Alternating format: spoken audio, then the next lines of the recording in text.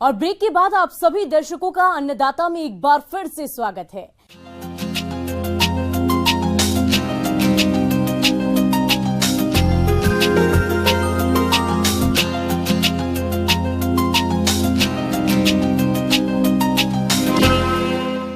बिहार में लीची की बागवानी बहुत बड़े एरिया में की जाती है। फिलहाल लीची के बागों से फूल से फल बन रहे हैं।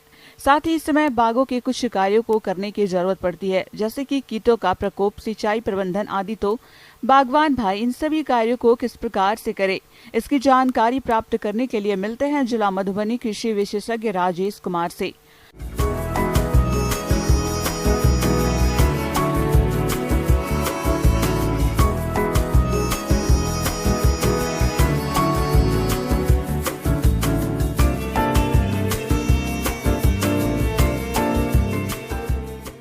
और फसलों की बनिस्बत अगर देखा जाए तो लीची बहुत ही शॉर्ट पीरियड कहा जा सकता है। इसका प्रबंधन मात्र 40 दिनों के लिए ही होता है।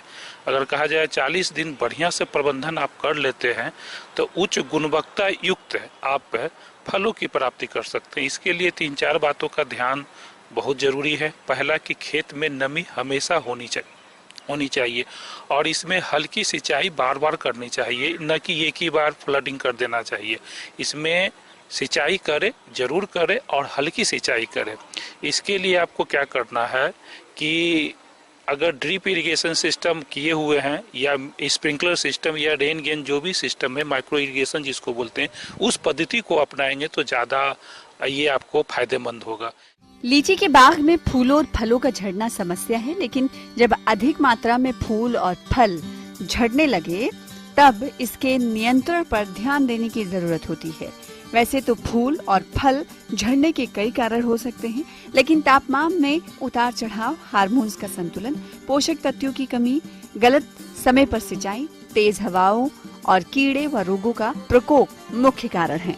लीची के पौधों में 3 प्रकार के फूल आते हैं। शुद्ध नर फूल सबसे पहले आते हैं, जो मादा फूल आने के पहले ही झड़ जाते हैं, अतः इनका उपयोग परागण कार्य में नहीं हो पाता। कार्यकारी नर फूल जो मादा फूल के साथ ही आते हैं, इन्हीं नर पुष्पों से मधुमक्खियों द्वारा परागण होता है। लीची में उभयलिंगी मादा फूलों में ही फल का विकास होता है। इन फूलों में पुंकेसर अंडाशय के नीचे होता है, अतः स्वयं परागण न होकर कीटों द्वारा परागण की जरूरत होती है। इसलिए अधिक फलन के लिए मादा फूलों का समुचित परागण होना चाहिए और परागण के समय कीटनाशी दवाओं का अधिक छिड़काव न करें। और एक और देखिएगा कि इसमें क्या बोलते हैं, उसका फटन यानी फल का फटना एक बहुत ही मतलब जटिल समस्या होता है। किसान भाइयों के अगर फल फट जाता है तो उनका इनकम पर बहुत ही बुरा असर पड़ता है। फल का अगर फटने की बात है तो वो 2-3 चीज़ मुख्य रूप से होता है।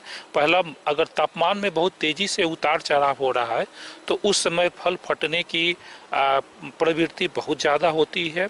इसके लिए तो सिंचाई करना ही चाहिए।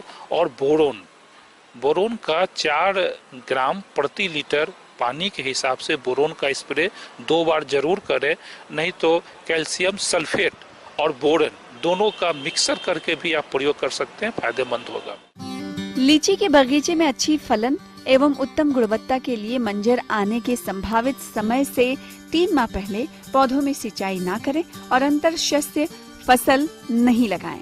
मंजर आने के 30 दिन पहले पौधों पर जिंक सल्फेट 2 किलोग्राम प्रति लीटर का घोल बनाकर पहला और 15 दिन बाद दूसरा छिड़काव करने से मंजर एवं फूल अच्छे आते हैं।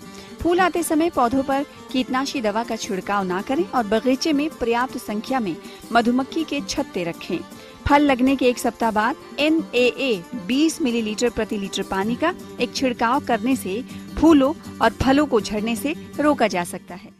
उसमें अगर लीची में खाद प्रबंधन की बात किया जाए तो उसमें आपको 300 से 350 ग्राम यूरिया और 300 ग्राम आपको पोटास दोनों का मिक्स करके प्रति पेड़ के हिसाब से, जहाँ तक लीची का छत्रक होता है, छत्रक से 1 मीटर अंदर 15 सेंटीमीटर चौड़ाई या 15 सेंटीमीटर गहराई करके आपको चारों तरफ उसको डाल देना है। इसमें जहाँ तक कीट व्याधि की बात होती है तो मुख्य रूप से 3 कीट व्याधि प्रमुख होते हैं। एक होता है माइट बोलते हैं हम लोग।